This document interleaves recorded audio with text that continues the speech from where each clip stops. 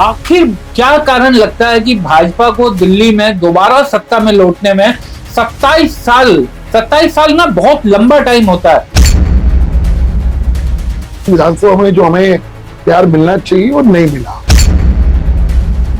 तो कोई डेडलाइन है यमुना की सफाई की या फिर प्रदूषण नहीं होगा दिल्ली वालों का? कि अगले 2-2.5 सालों के अंदर आपको निर्मल स्वच्छ यमुना मिलेगी, ये तय है। आपसे तो हरी जी इसलिए भी दिल्ली के लोग ये, क्योंकि एफर्ट तो पहले की भी सरकारें करती थी ना, आप लोगों के पास तो अब कोई एक्सक्यूज भी नहीं बचेगा। हम फेलियर से नहीं करते, हम एक्सपेरिमेंट भी करेंगे, हम कोशिश भी करेंगे, ईमानदार कोशिश भी करेंगे। दिल्ली में गरीब लोगों में थोड़ा डर ज्यादा फैल गया, झुग्गी बस्तियों में, अनऑथराइज कॉलोनी में, कि बीजेपी उनके वोट तो लेती है लेकिन उसके बाद उन्हें उजाड़ती है। हमारा प्लान ऑलरेडी है कि हम हर झुग्गी वाले को दिल्ली के अंदर, हर सेवा बस्ती के अंदर उनको हम फ्लैट दें। प्रधानमंत्री नरेंद्र मोदी जी ने किया था रैली में, चुनाव से पहले उन्होंने कहा था कि महिलाओं को 2500 रुपए मिलेंगे, तारीख भी बताई थी। देर हो रही है, महिलाओं को लग रहा है कि कब मिलेंगे। आज जो लोग हमसे सवाल पूछते हैं ना कि 2500 रुपए कम मिलेंगे, जरा वो ये लोग बात बता दें। पंजाब में 1000 का वादा किया था, आज 4.5 साल हो गए, आज तक तो वादा पूरा हुआ नहीं। हम लोग 9वीं क्लास की बच्चियों को साइकिल देने जा रहे हैं। अच्छा। साइकिल, और बहुत जल्दी आप कह रहे हैं 2500 का वादा भी पूरा होगा। हरी जी, आपने पिताजी मदन लाल खुराना जी का बीजेपी की सरकार भी दिल्ली में देखी, और अभी जो वर्तमान रेखा गुप्ता सरकार चल रही है वो भी आप देख रहे हैं। दोनों बीजेपी सरकारों में क्या बड़ा फर्क लगता है आपको? दिल्ली की पिछली सरकार ने क्या किया आने वाली जनरेशन याद नहीं करेगी, लेकिन मेरी ये रेखा गुप्ता जी की सरकार, भारतीय जनता पार्टी की सरकार, हम ऐसा काम करके जाएंगे कि आने वाली जनरेशन याद रखेगी। दिल्ली की कोई एक समस्या जो आप रातों रात खत्म करना चाहेंगे? कचरा। तो किसका सामना करना ज्यादा मुश्किल है, राजनीतिक विरोधियों का या सोशल मीडिया ट्रोल्स का? मन नहीं करता कि सोशल मीडिया खोल के क्या करना है, गाली सुनने थोड़ी बना। क्या आपको ज्यादा कठिन लगता है, चुनाव जीतना या 5 साल तक जनता को संतुष्ट रखना? लोगों का प्यार जो मिल रहा है ना, चाहे वो नाराजगी भी कभी फोन करते हैं, काम नहीं हुआ, ये नहीं हुआ, वो नहीं हुआ, लेकिन एटलीस्ट मेरे लिए खुशी की बात है, मैं लोगों के लिए अवेलेबल हूं। नमस्कार, उत्तम हिंदू के दिल्ली ऑफिस में आपका एक बार फिर स्वागत है। और आज फिर आपको एक ऐसे शख्स से रूबरू करवाएंगे जिनके पिता ने दिल्ली की राजनीति में बहुत बड़ी छाप छोड़ी थी, और अब उनके बेटे भी दिल्ली से पहली बार विधायक बने हैं। जी हाँ, आप में से काफी लोग पहचान गए होंगे, हम बात कर रहे हैं दिल्ली के विधायक हरीश खुराना जी से। हरीश जी, बहुत बहुत स्वागत है। बहुत बहुत धन्यवाद और thank you for having me here. Harish ji, सबसे पहला सवाल तो शायद दिल्ली वाले भी ये जानना चाहते होंगे, आपके पिताजी मदन लाल खुराना जी को दिल्ली का हर आदमी जानता है, आज भी याद करता है। वो 1993 से 96 तक दिल्ली के सीएम रहे, लोकप्रिय सीएम रहे, पहले सीएम रहे बीजेपी के, लेकिन आपको विधायक बनने में 30 साल लग गए। और आपका ये जो सफर रहा कार्यकर्ता, फिर हम लोगों से आपकी अच्छी दोस्ती रही, मीडिया को संभालना, आप तो कई ऐसे नेता के पुत्र हैं, चाहे नीतीश कुमार के बेटा की बात करें या बादल साहब, शिबू सोरेन साहब के, जो तुरंत अपने पिताजी के रहते ही मंत्री विधायक सब बन गए। फिर हरीश खुराना जी को इतना समय क्यों लग गया? देखिए, पार्टी के अंदर लगभग मेरे को 14-15 साल से मैं लगातार एक काम की जिम्मेवारी जो मुझे दी गई उसको संभालते हुए आगे बढ़ता रहा। मीडिया का काम मुझे 14 साल लगातार, जिसपे मीडिया प्रभारी के नाते, प्रवक्ता के नाते लगातार मैं करता रहा। उसके बाद पिछले 3 साल से सेक्रेटरी के तौर पे भारतीय जनता पार्टी ने मुझे एक दायित्व दिया। 2025 के अंदर क्लेम मैंने किया कि मोती नगर के अंदर मैं काम कर रहा हूं, तो मुझे एक मौका दिया जाए। पार्टी के शीर्ष नेतृत्व प्रधानमंत्री मोदी जी हों, अमित शाह जी हों, सुगंध नड्डा जी थे, इन लोगों ने सोचा कि ये वक्त हरीश खुराना को एक मौका देने का था। एक कार्यकर्ता के नाते इस दायित्व को निभाने के लिए मैं आगे आया, और निश्चित तौर के ऊपर जनता का प्यार मिला, और उन्होंने प्यार देकर विधानसभा में पहुंचाया, और उनकी आवाज रखने में मैं अभी कोई कसर छोड़ नहीं रहा। और निश्चित तौर के ऊपर अगर मेरा आप सोशल मीडिया हैंडल भी देखेंगे तो दिन रात एक कर रहा हूँ अपनी मोतीनगर विधानसभा को अच्छा करने में, बहुत सुंदर बनाने में। और जो एक सपना था मोतीनगर विधानसभा एक अग्रणी विधानसभा होती थी पिताजी के टाइम पर, उनके सपने को मैं दोबारा एक पूरा करने की कोशिश कर रहा हूँ। भारतीय जनता पार्टी ने जो काम दिया मैं एक कार्यकर्ता के नाते काम कर रहा हूँ उसको। हरीश भाई, आप लंबे समय तक दिल्ली में संगठन में भी रहे, आखिर क्या कारण लगता है कि भाजपा को दिल्ली में दोबारा सत्ता में लौटने में 27 साल ना बहुत लंबा टाइम होता है, और इस बीच आम आदमी पार्टी 11 साल रही, नई पार्टी बनी और उसने दिल्ली की 2 स्थापित पार्टियों बीजेपी और कांग्रेस दोनों को एकदम लगभग खत्म कर दिया था। कांग्रेस को तो पूरी तरीके से खत्म कर दिया था। और क्या कारण क्या समझते हैं? क्या बीजेपी का स्थानीय नेतृत्व कमजोर था या फिर पार्टी जनता की नब्ज नहीं पकड़ पा रही थी? देखिए, ऐसा नहीं है। मैं इसको इसलिए नहीं मानूंगा क्योंकि लगातार लोकसभा के अंदर हो या एमसीडी के अंदर, निश्चित तौर के ऊपर जनता का प्यार निरंतर हमें लोकसभा में मिलता था, हमें एमसीडी में मिलता था। बहुत सारे ऐसे कारण थे विधानसभा के अंदर कि विधानसभा में जो हमें प्यार मिलना चाहिए वो नहीं मिला। 2013 में एक मौका आया था हमारे पास कि हम सबसे बड़े दल के रूप में उभरे थे और निश्चित तौर के ऊपर उस वक्त पार्टी ने सोचा कि हम विपक्ष में बैठेंगे। उसके बाद निरंतर जो उभार आम आदमी पार्टी का आया, लोगों ने विश्वास करके लगातार 10 साल आम आदमी पार्टी को सत्ता में दी। बहुत सारे कारण हैं कि एक कारण नहीं होता, जब हार होती है तो एक कारण नहीं होता। हम कहेंगे ये कारण की वजह से हार गए, नहीं, बहुत सारे कारण थे। उसको हमने अपनी गलतियों को सीखा, हमने गलतियों को ठीक किया और 2025 के अंदर एक मजबूत, जो हमने पिछले कई सालों की हमारी मेहनत थी, हमने एक मजबूत विकल्प दिल्ली की जनता के आगे पेश किया और जनता ने हमें प्यार देकर 48 सीटें दी और दिल्ली की सरकार हमारी बनाई। आज हमें खुशी की बात यह है कि ये 48 के 48 विधायक, माननीय रेखा गुप्ता जी जो हमारी मुख्यमंत्री हैं, उनके नेतृत्व के अंदर निश्चित तौर पे हम बहुत ईमानदारी से और बहुत पॉजिटिव फ्रेम ऑफ माइंड से हम काम कर रहे हैं। दिल्ली के लिए हम जो बेस्ट हम लोग कर सकते हैं वो हम कर रहे हैं। हम फॉर्चुनेट इस बात पे भी हैं कि केंद्र में नरेंद्र मोदी जी की सरकार है, उन्होंने जो हैंड होल्डिंग हमारे साथ करके, जो हमारे ऊपर हाथ रखकर, जो पिछले 11-12 साल से जो एक कहते हैं कि जो दिल्ली के अंदर प्रॉब्लम थी उसको दूर करने में हमारा हैंड होल्डिंग करते हुए, हमें आशीर्वाद देते हुए काम चल रहा है। और आप आने वाले सालों में देखेंगे कि दिल्ली एक बहुत बढ़िया दिल्ली, बेहतर दिल्ली और एक नई दिल्ली मतलब नई दिल्ली एरिया नहीं, एक नई दिल्ली, सुंदर दिल्ली आपको देखने को मिलेगी। हमें पूर्ण रूप से विश्वास है। आपने डबल इंजन की बात करे तो ट्रिपल इंजन है। कहते हैं ट्रिपल इंजन है, कहते हैं एक चौथा इंजन भी है जो एलजी वाला इंजन होता था। तो हरीश भाई, मैं इसलिए कह रहा हूँ क्योंकि दिल्ली के शासन में ना एलजी की भूमिका भी बहुत बड़ी होती है और निश्चित तौर पर अगर तीनों जगह आपकी पार्टी है और यहाँ पर एलजी के साथ भी आपकी ट्यूनिंग ठीक है तो आपको लगता है कि एक बेहतर तालमेल का फायदा मिलेगा।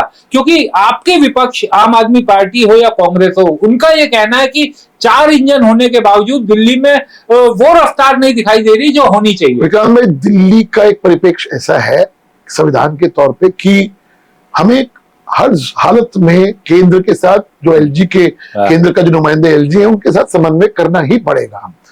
93 में भी यही था। याद करिए जब बदनलाल खुराना जी दिल्ली के मुख्यमंत्री थे तो केंद्र में नरसिम्हा राव जी की सरकार होती थी, उनके साथ समन्वय करके एक सबसे बड़ा समझौता, यमुना का मैं एग्जांपल देना इसलिए चाहूंगा कि यमुना का समझौता दिल्ली के अंदर जो दिल्ली को पानी मिल रहा है, उस वक्त याद करिए समझौता उस वक्त हुआ था।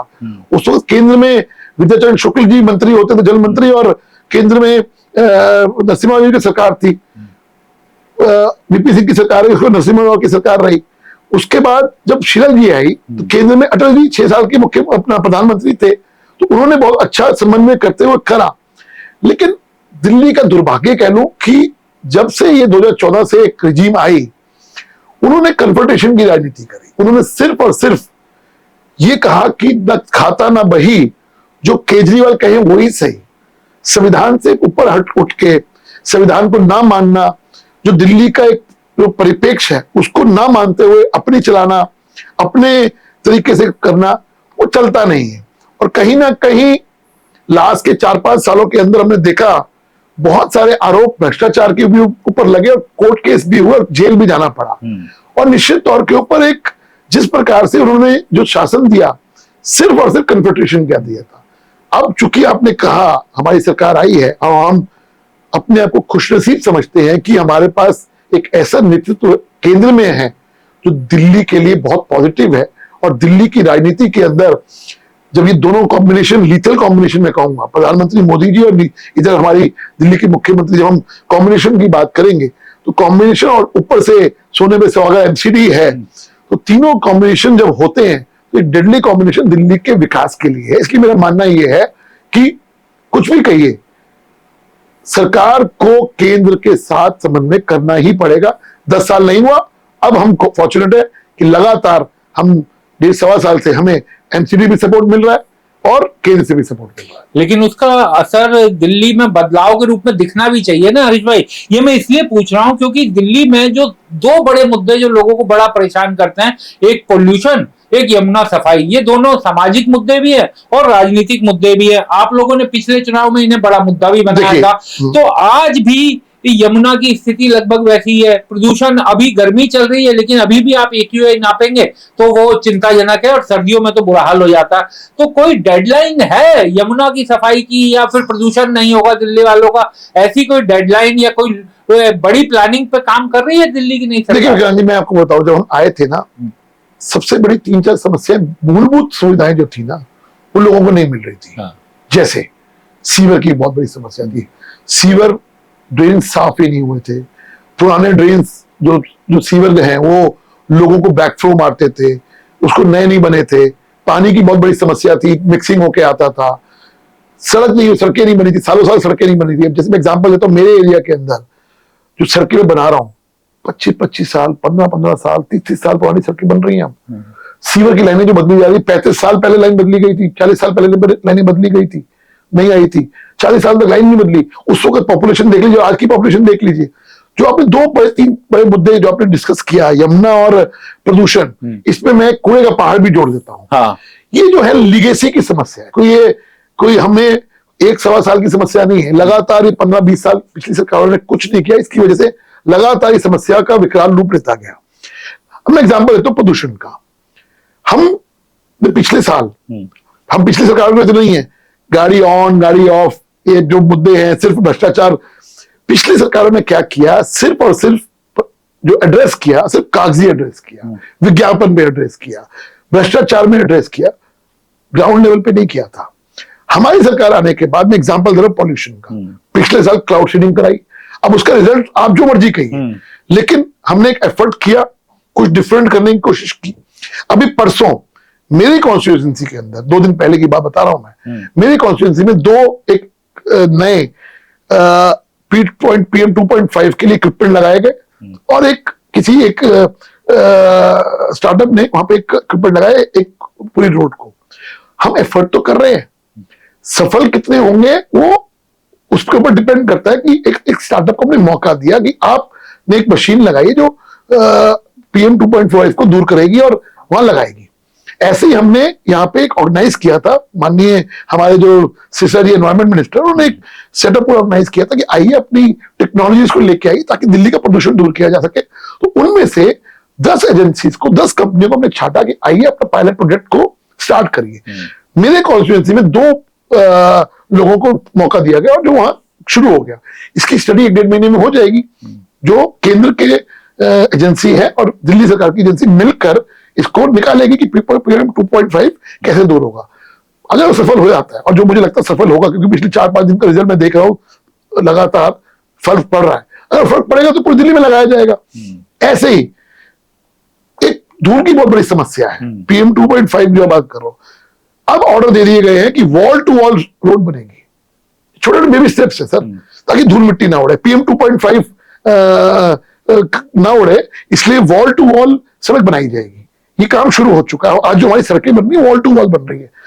तीसरा, कूड़े का जो बात आप कर रहे हैं, हमने कूड़े का पहाड़ का प्रॉब्लम क्या थी, 6500 से लेकर 7000 मीट्रिक टन डेली का निष्पादन वेस्टेज हमारे को आती है।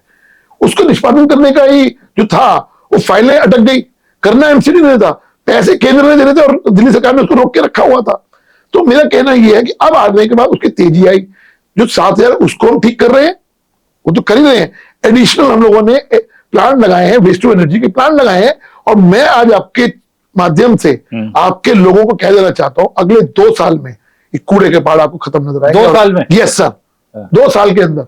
और यमुना की याद बात रही, यमुना तो प्रधानमंत्री जी ने साफ बोला, और याद करिए वो रैली के अंदर भी यमुना साफ करके रहेंगे, और उस पर हम ऑलरेडी काम कर रहे हैं। आज के अखबार में आप पढ़ लीजिएगा, 10 STB प्लांट लगाने का, जो यमुना के अंदर जो नाले का रूप बना हुआ है उसको खत्म करने के लिए आज टेंडर हो गए हैं। मुझे यकीन है कि अगले 2-2.5 सालों के अंदर आपको निर्मल स्वच्छ यमुना मिलेगी, ये तय है। बीजेपी के इसी टेन्योर में मिलेगी, मैं आपको कमिटमेंट कर रहा हूं। ये आप दिल्ली वालों से कमिटमेंट? मैं आपको, आपके व्यूअर्स को, पूरी दिल्ली को कमिटमेंट कर रहा हूं कि इस टेन्योर के अंदर कूड़े के पहाड़ भी खत्म होंगे और यमुना भी आपको साफ मिलेगी, स्वच्छ मिलेगी, निर्मल मिलेगी। ये आपको मैं कमिटमेंट कर रहा हूं। और प्रदूषण में भी हम बहुत कुछ कर रहे हैं, आप देखेंगे इसका रिजल्ट, क्योंकि प्रदूषण को एक दिन का नहीं, प्रदूषण it's a long regular process, but उसमें भी हम सफल होंगे। और इस टेन्योर के अंदर भी हम आने वाली जनरेशन को, मैं फिर बोल रहा हूं, आने वाली जनरेशन को एक स्वच्छ दिल्ली, साफ दिल्ली देके जाएंगे, तय है। आपसे तो हरीश जी इसलिए भी दिल्ली के लोग ये, क्योंकि एफर्ट तो पहले की भी सरकारें करती थी ना, आप लोगों के पास तो अब कोई एक्सक्यूज भी नहीं बचेगा, आप लोगों को तो डिलीवर करके देना पड़ेगा, क्योंकि तीनों जगह सरकार आपकी, LG आपके, और अभी भी आपने एफर्ट की बड़ी अच्छी बात, बड़े वायदे किए, आपने बड़ी अच्छी एफर्ट की बात करी। एफर्ट में मैं एग्जांपल देता हूं, गाड़ी ऑन गाड़ी ऑफ, ये उन्होंने लाए थे, क्या किया, सिर्फ कागजों में उसमें घोटाला कर दिया, उसमें घोटाला हुआ। और मैं नहीं कह रहा, CAG की रिपोर्ट कह रही है, ऐसी लाए थे जी हम वीकेंड उस पर गाड़ी नहीं चलाएंगे और ये वो करेंगे, ऑड इवन लाए, क्या हुआ उसका? अरे अगर फेल हुए या पास हुए, आप में कम से कम एक जज्बा तो होना चाहिए कि हम कुछ करके दिखाने में। हम लोग एक बात समझ लीजिए, हम फेलियर से नहीं डरते, हम एक्सपेरिमेंट भी करेंगे, हम कोशिश भी करेंगे, ईमानदार कोशिश भी करेंगे। जैसे मैंने एग्जांपल दिया क्लाउड शेडिंग का, आप लोग कहते रहे कुछ नहीं हुआ जी, कुछ नहीं हुआ जी, लेकिन कम से कम दिल्ली वालों ने देखा था वो एक्सपेरिमेंट, लेकिन हमने किया, हमने कोशिश की, हमने ईमानदारी से कोशिश की ना। वो तो डरते थे, कुछ करना ही नहीं, सिर्फ भ्रष्टाचार करना, न्यूयॉर्क टाइम्स में सिर्फ आर्टिकल छाप देना, उसको पैसे देके जो भी हो, मैं उसमें नहीं जाना चाहता, न्यूयॉर्क टाइम्स में आर्टिकल देखो बहुत कुछ हो रहा है। एजुकेशन में हमने रिवॉल्यूशन लेके आए, ग्राउंड रियलिटी अब जब हम सत्ता में है अब दिख रही है। 700 स्कूलों में के अंदर 700 स्कूलों में साइंस नहीं पढ़ाई जाती। ये आपका 10 साल का टेन्योर था। हमने आते कंप्यूटर लैब्स हमने टाई अप किया, हर उसके अंदर कंप्यूटर लैब विद AI हम खोलने जा रहे हैं। 10,000 स्कूलों में स्मार्ट क्लासेस, आप 10,000 स्कूलों में आप बिल्डिंग तो खड़ी कर दी आपने लोगों को दिखाने के लिए, अरे अंदर पढ़ाने के लिए एनवायरमेंट तो दो। 50 टीचरों को दिखाने के लिए आप विदेश ले गए, लेकिन उसका रिजल्ट क्या निकला? रिजल्ट क्या? आज हमने 10,000 क्लासरूम्स के अंदर AI मॉडल के साथ हमने स्मार्ट क्लासरूम दे रहे हैं। आप देखेंगे जब ये नेक्स्ट सेशन नया खुलेगा तो आप देखेंगे नए बढ़िया से स्मार्ट क्लासरूम बनेंगे। ये हमने धरातल पे ईमानदारी से करके दिखा रहे हैं। हम विज्ञापन जीपी नहीं है, हम सिर्फ विज्ञापन देने वाली सरकार नहीं है। हमने ईमानदारी से, मैं फिर बोल रहा हूं, मेरा फोकस जो है ना, ईमानदारी से हम काम कर रहे हैं और लोगों के लिए काम कर रहे हैं और लोगों के लिए नया करने जा रहे हैं। हरीश जी देखिए, राजनीतिक आरोप प्रत्यारोप से आगे, क्योंकि आपके पिताजी की भी एक अलग पहचान दिल्ली में रही थी, एक दिल्ली वालों की ना बड़ी, क्या कहा जाए कि दिल्ली सबका शहर है। ये यहाँ अमीर भी रहते हैं, गरीब भी रहते हैं, मिडिल क्लास भी रहते हैं, और आप प्योर दिल्ली वाले हैं तो आप बेहतर समझ सकते हैं। एक आपकी सरकार आने के बाद जो बड़ी घटना हुई कि बड़े पैमाने पर डेमोलिशन, और दिल्ली में गरीब लोगों में थोड़ा डर ज्यादा फैल गया, झुग्गी बस्तियों में, अनऑथराइज कॉलोनी में, कि बीजेपी उनके वोट तो लेती है लेकिन उसके बाद उन्हें उजाड़ती है। देखिए मैं थोड़ा सा आप इसको एग्जैजरेट कर रहे हो कि बहुत बड़े पैमाने पर डेमोलिशन, ऐसा नहीं है। जहां 2-3 जगह पर डेमोलिशन हुआ वो कोई बीजेपी ने नहीं कराया, वो कोर्ट के आदेश थे। और एक बात और समझना पड़ेगा सर, देखिए हमने अगर साफ दिल्ली बनानी है ना, तो जो कम से कम जो पब्लिक लैंड पे इंक्रोचमेंट है उसको हमें भी देखना पड़ेगा कि, और लोगों को भी समझना पड़ेगा कि आप कम से कम पब्लिक लैंड के ऊपर आप इंक्रोचमेंट ना करें। मैं इंक्रोचमेंट की बात कर रहा हूं, मैं झुग्गी की बात नहीं कर रहा, मैं इंक्रोचमेंट की बात कर रहा हूं। इन लोगों को भी समझना पड़ेगा कि नहीं, ऐसा नहीं है कि अब हमें अच्छी दिल्ली चाहिए ना, तो थोड़ा सा अपने अंदर डिसिप्लिन, अच्छी भी चाहिए, साफ भी चाहिए, तो हमें अपने डिसिप्लिन लाना पड़ेगा। जो आप डिमोलिशन की बात कर रहे हो, डिमोलिशन ऐसा नहीं है। एक बात समझ लीजिए, ये भारतीय जनता पार्टी की सरकार है, हमने उनको फ्लैट दिए झुग्गी वालों को, दिए, जिलरवाला बाग में दिए, हमने कालकाजी में दिए, हम दे दिए। हमारा प्लान ऑलरेडी है कि हम हर झुग्गी वाले को दिल्ली के अंदर, हर सेवा बस्ती के अंदर उनको हम फ्लैट दें। उसकी स्कीम बन रही है, उसका काम चल रहा है, उसको आप बहुत जल्दी आप सुनेंगे। एक इसके अंदर एक बहुत बड़ा वास्ट एक प्लान भी आने वाला है, और निश्चित तौर के ऊपर कोई भी दिल्ली के अंदर झुग्गी नहीं रहेगी। जैसे मुंबई के अंदर भी एक बड़ा प्लान चल रहा है कि हर झुग्गी वाले को एक फ्लैट मिलना शुरू हो गया। झुग्गी वाले तो रहेंगे ना भाई, समझे नहीं, मैं फ्लैट में रहेंगे। अच्छा, अपने फ्लैट में रहेंगे और वहीं रहेंगे। हाँ, ये भी है, वहीं रहेंगे। ये नहीं है कि जहां उनकी झुग्गी है। यस, जहां झुग्गी वही मकान वो होगा। उसमें एक स्कीम आई, रिहेबिलिटेशन की स्कीम आ रही है कि लैंड, जो लैंड है उसमें से आधी लैंड पे फ्लैट बन जाए उन लोगों के लिए, और आधी लैंड जो वहां पे जो कंस्ट्रक्शन करेगा उसको मिलेगी। तो ये हम प्लान ला रहे हैं, और ऑलरेडी हमने जिलरवाला बाग में करके दिखाया, हमने कालकाजी में करके दिखाया, और आज वहां लोग खुश हैं। लगभग 2700 फ्लैट वहां दिए और लगभग 4000 के फ्लैट वहां दिए, तो लोग आज खुश हैं। और हमारा मानना ये है, इस टेन्योर में, हमारे इस टेन्योर में लोगों को फ्लैट कई जगह पे मिलने शुरू हो जाएंगे, ये तय है। हरीश जी, बीजेपी के साथ मिडिल क्लास, व्यापारी वर्ग ये बहुत कमिटेड रहता है। तो इस समय क्योंकि वॉर के कारण भी और तमाम चीजों के कारण, इन्फ्लेशन, महंगाई, तमाम चीजों का डर एकदम बन गया, और डर क्या, वो हमारे घरों तक पहुंच गया है। तो टैक्स और महंगाई को लेकर बहुत इस समय लोगों में चिंता है, खास तौर पर लोअर मिडिल क्लास और व्यापारियों में। क्या दिल्ली सरकार भी अपने लेवल पे कुछ इनके लिए सोच रही है? देखिए, एक बात समझ लीजिए, ये जो सिचुएशन आई है वो कोई भारतीय जनता पार्टी की केंद्र की सरकार वैश्विक स्थिति है। हमने पहले कोरोना में देखा, हम उससे निकल के आए, अभी निकल के हम खड़े ही हो रहे थे, इस तरह की ये हो गई। अब प्रधानमंत्री जी ने निवेदन किया, ये हेड ऑफ द फैमिली ने इसलिए तो निवेदन किया कि अपने खर्चों पे कंट्रोल करिए, सोना मत खरीदिए, पब्लिक व्हीकल को यूज कीजिए, कितना जितना कम पेट्रोल हम यूज कर सकते हैं उसको करिए, आप विदेश यात्रा मत जाइए, ताकि हमारी जो इकोनॉमी में थोड़ा सा ये आए कि हम ये जो छोटे छोटे स्टेप्स हैं, अगर हम अपने अंदर डिसिप्लिन ला के, अब जैसे घर का मुखिया होता है, घर के मुखिया को लगता है कि यार आने वाले दिनों के अंदर दिक्कत आने वाली है, वो कहता है अपने खर्चों को कंट्रोल कर लो। अपने हमारे पिताजी भी कहा करते बेटा अपने खर्चा कंट्रोल करिए, कल का पता नहीं। हमें इसलिए तो मैं कह रहे हैं कि विदेशों में जो हो रहा है, बाकी कंट्रीज में हो रहा है कि हालत वहां बहुत खराब हो रही है। वहां पे 25-30 रुपए पेट्रोल के दाम बढ़ गए, और वहां पे स्थिति, मंदी की स्थिति आ गई है। हम कम से कम उस स्थिति में ना जाएं, इसलिए हम अभी से अपने आप को, अभी हम बहुत अच्छी व्यवस्था में हैं, थोड़े से हाथ से लेने पड़े जो अब पेट्रोल की बात कर रहे हैं, लेकिन दैट डजंट मीन कि हमारा जो बिजनेस है वो नीचे जा। हम आज की डेट पे बहुत अच्छी इकोनॉमी में के अंदर है, भगवान ना करे ऐसा कुछ आए, लेकिन इसीलिए मैं कह रहा हूं हम अपने आप को भी अगर डिसिप्लिन ले आएंगे तो हम वह स्थिति से बाहर निकल जाएंगे। अभी वह स्थिति पता नहीं कब तक ये वॉर रहेगी। एक दिन ट्रम्प साहब कुछ कहते हैं, अगले दिन कुछ कहते हैं, हमें नहीं पता क्या होने वाला है। लेकिन अच्छी इकोनॉमी का सिर्फ तरीका यही है कि हम अपने आप को डिसिप्लिन कर ले, अपने खर्चे रोक ले, यही तो कहा है। कोई बहुत बड़ा कोई मेजर यहाँ पे आपको महंगाई आ गई है नहीं, ऐसा हम अभी भी कंट्रोल में है। हरीश भाई, महंगाई, क्योंकि आपने कहा कि डबल डिजिट, ये बात सही है, लेकिन इस महीने WPI होलसेल प्राइस इंडेक्स 8.3 हो गया, पिछली बार 3.8 था। खैर, लेकिन वो ये तो वैश्विक स्तर है, अभी फिर भी कंट्रोल में है, फिर भी कंट्रोल में, क्योंकि रिटेल इन्फ्लेशन भी बढ़ेगा जब वो डाटा आएगा तो इसका सीधा असर। लेकिन फिर भी आप देखेंगे कि हम बहुत कंट्रोल की स्थिति में है। हम अगर पूरे वर्ल्ड की बात करें तो आज हम बहुत बेटर स्थिति के अंदर है। इसलिए मेरा मानना ये है कि, और ये सब चीजें हमारे आउट ऑफ कंट्रोल है। इसीलिए प्रधानमंत्री जी ने कहा है कि भैया खर्चे रोक लो, अपने डॉलर बचा लो, ताकि आने वाले टाइम के अंदर मान लो ये लंबा चलता है तो लोगों पे, गरीब जनता पे, मिडिल क्लास लोगों पर इसका इफेक्ट ना हो। इसीलिए कहा है कि भाई थोड़ा सा संभल के। एक वायदा दिल्ली के लोगों के साथ प्रधानमंत्री नरेंद्र मोदी जी ने किया था। रैली में, चुनाव से पहले उन्होंने कहा था कि महिलाओं को 2500 रुपए मिलेंगे, तारीख भी बताई थी। देर हो रही है, महिलाओं को लग रहा है कि कब मिलेंगे उन्हें। देखिए, एक बात आप समझ लीजिए, मैं आपके व्यूअर्स को भी कह रहा हूं, दिल्ली को भी कह रहा हूं, जो हमने भारतीय जनता पार्टी ने वादा किया है ना, हम एक एक वादा पूरा करेंगे। आज जो लोग हमसे सवाल पूछते हैं ना कि 2500 रुपए कम मिलेंगे, जरा वो ये लोग बात बता दें। पंजाब में 1000 का वादा किया था, आज 4.5 साल हो गए, आज तक तो वादा पूरा हुआ नहीं। इसलिए मेरा मानना यह है कि जो लोग सवाल पूछ रहे हैं उनको थोड़ा पहले अपने मिरर में झांक के देख लीजिए। दिल्ली की जनता समझ रही है कि जो परिस्थिति हमें मिली 11 साल के अंदर, मैं कुछ एग्जाम्पल देता हूं छोटा सा जी।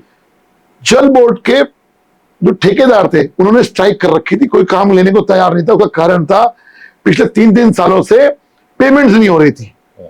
हालत ये थी, डीटीसी की पेमेंट्स रुकी हुई थी। यमुना की जो स्थिति है उसमें कई कई कई कई फैक्टर थे।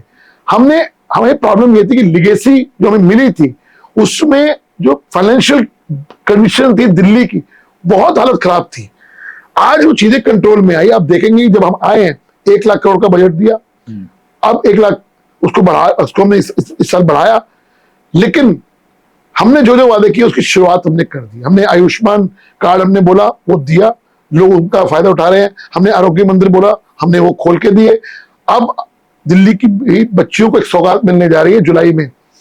हम लोग 9वीं क्लास की बच्चियों को साइकिल देने जा रहे हैं। अच्छा। साइकिल, और बहुत जल्दी जो आप कह रहे हैं 2,500 का वादा भी पूरा होगा, और जो जो वादे करे हैं पूरे होंगे। एक एक वादा होगा, और हम 4.5 साल बाद नहीं जाएंगे। बैसाखी पे दे रहे हैं जी, बैसाखी में रजिस्ट्रेशन शुरू हो जाएगा जी, याद करिए। यही उन्होंने बोला था ना। गुजरात में जाके पूर्व मुख्यमंत्री ने कह दिया हमने शुरू कर दी है। अगले दिन एक टीवी के प्रोग्राम के अंदर भगवान मान ने कहा हम बैसाखी से शुरू करेंगे। अरे पहले तय तो कर लो आपस में कब शुरू कब करना है। तो आज तक अब मुझे सुनने में आया कि वहां अगस्त में शुरू करेंगे, अगस्त में शुरू करेंगे। इलेक्शन को 2 महीने रह गए। हम वो लोग नहीं है कि सिर्फ और सिर्फ दिखाने के लिए लोगों को देंगे। हम लोगों को जो हमने कमिटमेंट किया पूरी करेंगे। आपको दिल्ली में अब डीडीसी चेयरमैन भी बनाए गए हैं अलग अलग राजस्व जिले की। आपको सेंट्रल डिस्ट्रिक्ट की जिम्मेदारी मिली है, तो लगता है कि इससे बेहतर सिस्टम रहेगा। देखिए डीडीसी का काम ही यही है कि बेहतर समन्वय डिपार्टमेंटल वाइज, और जितने भी जो रेवेन्यू डिस्ट्रिक्ट्स हैं उसमें हम सब एक समन्वय अच्छा हो, जो योजनाएं हैं वो ठीक से लागू हो। हर एमएलए का जो प्रॉब्लम्स आती हैं, जो आम आदमी पार्टी का हो चाहे वो बीजेपी का हो, उस डिस्ट्रिक्ट के अंदर, उस विधानसभा के अंदर उसको तुरंत निवारण हो। इसलिए इसको थोड़ा सा स्वरूप को चेंज करके पावर दी गई है, डीएम को मोर पावर्स दी गई है। और बहुत जल्दी हम लोग जगह आइडेंटिफाई कर चुके हैं, मिनी सेक्रेटरिएट टाइप जो होता है ना, हम लोगों के द्वार तक हर मंत्रालय को लेके जाएंगे। और मिनी सेक्रेटरिएट में अंदर यही होगा कि हर मंत्रालय का जो जोन डिस्ट्रिक्ट है वो वहीं बैठा करेगा, यानी कि एक ही बिल्डिंग के अंदर सारे डिपार्टमेंट्स होंगे। सुबह फाइल वहां से वहां चली गई, वहां से वहां चली गई, नहीं होगा। एक ही बिल्डिंग के अंदर सारे काम होंगे, तेजी से काम होंगे, जल्दी काम होंगे, पारदर्शिता काम होंगे। ये दिल्ली सरकार का विजन है। और ऑलरेडी मेरे डिस्ट्रिक्ट के अंदर जगह भी आइडेंटिफाई हो गई, बाकी 13 डिस्ट्रिक्ट के अंदर जगह आइडेंटिफाई हो गई है, और बहुत जल्द उसका काम भी शुरू हो जाएगा। और हम बहुत जल्दी मिनी सेक्रेटरिएट कहते हैं ना, हर मंत्रालय एक ही बिल्डिंग के अंदर आने वाला है। हरि जी, आपने पिताजी मदन लाल खुराना जी का बीजेपी की सरकार भी दिल्ली में देखी, और अभी जो वर्तमान रेखा गुप्ता सरकार चल रही है वो भी आप देख रहे हैं। दोनों बीजेपी सरकारों में क्या बड़ा फर्क लगता है आपको? दोनों जनता के लिए थे। फर्क कुछ दोनों जनता के लिए थे। देखिए आप जो कहना चाहते हैं फर्क, देखिए देखिए भारतीय जनता पार्टी का हमेशा एक मानना रहा है कि हम सत्ता को सिर्फ सेवा का माध्यम मानते हैं। उस वक्त 93 में मौका मिला, हमने भरपूर सेवा करी, बहुत काम किया। दिल्ली में अगर मेट्रो चल रही है ना, तो उस भारतीय जनता पार्टी की सरकार की देन है। मुझे याद है उस वक्त जब 93 दिसंबर में हमारी सरकार आई, 31 मार्च को 94 के अंदर पहला बजट रख दिया गया था मेट्रो के स्टडी के लिए, पहली बार। और 96 आते आते काम भी शुरू हो गया था। और याद करिए अटल जी के टाइम पर जब खुराना जी चेयरमैन थे तो मेट्रो की शुरुआत भी हो गई थी, और बहुत तेजी से उसका विस्तार हुआ। आज अगर सोचिए, आज दिल्ली में अगर मेट्रो ना होती है तो ट्रांसपोर्ट का हाल क्या होता, पब्लिक ट्रांसपोर्ट का हाल क्या होता। इसलिए मेरा मानना ये है, हम सोचते हैं आने वाले 20-25 साल लोग याद रखें। शीला जी ने याद किया, शीला जी ने को हम याद करते हैं फ्लाईओवर के लिए, लेकिन दिल्ली की पिछली सरकार ने क्या किया आने वाली जनरेशन याद नहीं करेगी। लेकिन मेरी ये रेखा गुप्ता जी की सरकार, भारतीय जनता पार्टी की सरकार, हम ऐसा काम करके जाएंगे कि आने वाली जनरेशन याद रखेगी कि काम किया था। तो पहले खुराना जी ने की सरकार ने किया था, बाद में साहब सिंह जी ने उसको आगे बढ़ाया था, और अब रेखा जी उसको आगे बढ़ा रही है, हमारा विजन ये रहता है। अब मैं कुछ सवाल आपसे हरी जी थोड़ा रैपिड फायर टाइप में करते हैं और कोशिश आप भी कीजिएगा कि थोड़ा जी। तेजी में उसका जवाब दे। भाजपा में कौन ऐसा नेता है जिसको आप सबसे ज्यादा पसंद करते हैं और क्यों? मोदी जी। क्यों? उनकी वर्क काम करने की शैली आप देख लीजिए, 20-20 घंटे काम करते हैं वो, एक छुट्टी नहीं ली। आइडियल है बहुत लोगों के आज जो जनमानस के अंदर उनकी एक इमेज है काम करने वाली, यार ऐसे लोगों पे मेरे आइडियल होने ही चाहिए और बहुत लोगों के आइडियल है वो। दिल्ली की कोई एक समस्या जो आप रातों रात खत्म करना चाहेंगे? रातों रात कि आपको लगता है कि यार ये खत्म हो जाए तो बहुत दिल्ली वालों को फायदा हो जाए? कचरा। कोई ऐसा राजनीतिक भ्रम या धारणा जिस आपके बारे में जो लोगों को बदल लेनी चाहिए, कि आपको लगता है कि आपके बारे में लोग ऐसा सोचते थे लेकिन आप ऐसे हैं नहीं तो लोग अब उसे बदल ले? जनता जज करेगी, मैं नहीं करूंगा। जनता मुझे देखती है, जनता ने मेरे को पहले भी देखा, 2 साल पहले भी देखा और अब देख रहे हैं, वो जनता तय करेगी। आपने मीडिया भी क्योंकि बहुत करीब से देखी, मीडिया को हैंडल भी किया, पार्टी की चीजें आगे बढ़ाई, तो किसका सामना करना ज्यादा मुश्किल है, राजनीतिक विरोधियों का या सोशल मीडिया ट्रोल्स का? दोनों का। उसका कारण है, देखिए आप कहें सोशल मीडिया में आजकल जो, लेकिन एक बात मैं आपको जरूर करूंगा और थोड़ा सा लंबा टाइम दूंगा। सोशल मीडिया में ना कुछ लोग जो कमेंट करते हैं ना, बिलो द बेल्ट भी करते हैं, और मुझे लगता है कि स्तर जो है ना, आप बुराई करिए किसी, आप निंदा करिए किसी, लेकिन गाली गलौज ये जो लेवल है उसको सोशल मीडिया में ये चीज ठीक हो जाए तो हमें किसी से कोई फर्क नहीं पड़ता। आप आलोचना करेंगे ना, आलोचना को शर्म आती है और उस काम को हम अच्छा करेंगे, लेकिन गाली गलौज करना फिर मन नहीं करता कि सोशल मीडिया खोल के क्या करना है, गाली सुनने थोड़ी पड़ती है। गाली गलौज ना हो, एक अच्छा तरीका है, जनता अपनी गाली गलौज बात रखे। जो गालीबाजी है ना और स्तर है वो नीचे जाता जा रहा है। हरी जी आखिरी रैपिड फायर सवाल, क्या आपको ज्यादा कठिन लगता है, चुनाव जीतना या 5 साल तक जनता को संतुष्ट रखना? देखिए पहला वो है, इसलिए अभी नया एक्सपीरियंस इसलिए मैं बोल नहीं सकता, लेकिन जनता जो है, जनता हमेशा एक्सपेक्ट करती है। जनता कहते हैं कि अगर आप 10 में से 9 काम आप कर दो, 10वां ना हो तो नाराज हो जाती है। तो ऐसे उनको मनाना थोड़ा सा कठिन, तो लेकिन हो रहा है, इसको एक्सपीरियंस आ रहा है मेरे को, मेरा भी फर्स्ट टाइम है। लेकिन चूंकि पिताजी ने हमने देखा है, मुझे खुशी इस बात की होती है कि लोगों का प्यार जो मिल रहा है ना, चाहे वो नाराजगी भी कभी फोन करते हैं, काम नहीं हुआ, ये नहीं हुआ, वो नहीं हुआ, लेकिन एटलीस्ट मेरे लिए खुशी की बात है मैं लोगों के लिए अवेलेबल हूँ। मेरा सुबह 5 बजे 6 बजे फोन लगने शुरू हो जाते हैं, पर्सनल नंबर लोगों को पता है, लोग फोन करते हैं, कई बार नाराजगी प्रकट करते हैं, कई बार प्यार भी देते हैं, कई बार आशीर्वाद भी देते हैं, लेकिन ये सब part and parcel of life है। 5 साल बाद जब जाएंगे जनता के बीच में दोबारा जाएंगे तो एक अच्छा रिपोर्ट कार्ड लेके जाएंगे, अच्छा व्यक्तित्व बन के जाएंगे, अच्छा कहते हैं कि काम करने के बिहाफ पे हम वोट मांगने जाएंगे। बहुत बहुत शुक्रिया हरीश जी, आप हमारे साथ जुड़े, चर्चा में शामिल हुए और तमाम सवालों का आपने उसी बेबाकी से जवाब दिया। बहुत बहुत शुक्रिया। बहुत बहुत धन्यवाद।